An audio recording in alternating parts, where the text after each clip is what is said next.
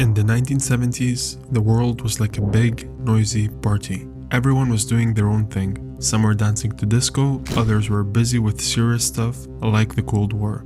In this mix, we had Sweden and North Korea, two countries that couldn't be more different if they tried. Sweden was all about peace, pop music, and making really sturdy cars called Volvos. North Korea, on the other hand, was this secretive place kept to itself. So, when North Korea decided it wanted to buy 1,000 Volvos from Sweden, it was like a school nerd asking the cool kid for dance lessons. Sweden, being the nice guy, said sure and sent over the cars. But then, North Korea pulled a move straight out of a bad date playbook. They ghosted Sweden. No thank you, no payment, nothing. Just like that, Sweden was left holding the bill, and North Korea was cruising around in their new rides. It was a mismatched pairing from the start, but who would have thought it would end with the biggest car heist in history? And all Sweden could do was keep sending reminders for a bill that's probably collecting dust in some North Korean office. So there Sweden was, sending out diplomatic messages, like messages in bottles, into the sea, hoping for a reply that never came. It was like trying to have a chat with a brick wall, except this particular wall owed them money for 1,000 Volvos. As time marched on, the unpaid bill did what any good bill does best. It grew, and not just a little bit. It ballooned from the original $73 million to a jaw-dropping 300 million euros, thanks to the magical power of interest. It was like watching your garden weeds grow, you ignore them for a bit, and suddenly they're everywhere, towering over you. Sweden, in their calm, collected way, kept recalculating this ever-expanding debt, probably with a sigh and a well, maybe next year. It was as if they were hoping North Korea would stumble upon a forgotten treasure chest in their backyard and finally settle the tab.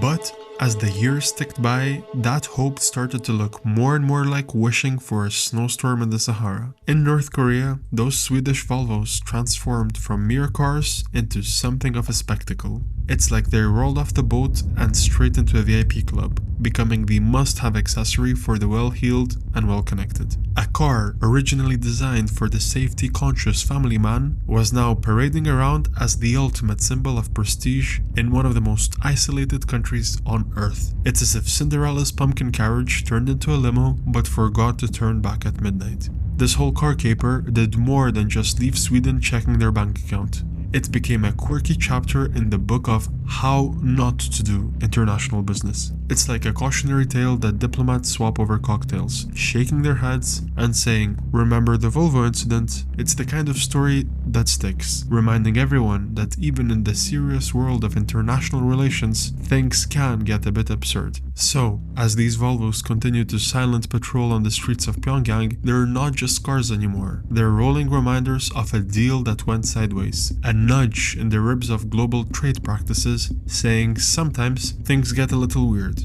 It's a tale that adds a dash of humor to the often too serious world of diplomacy, proving that every now and then, international relations could use a little levity. As the tale of the Volvos unfolds, it weaves through the fabric of daily life, touching everyone from the streets of Stockholm to the avenues of Pyongyang. In Sweden, there may be a collective shake of the head with a smile and the shared understanding that their famed export has become part of an international joke.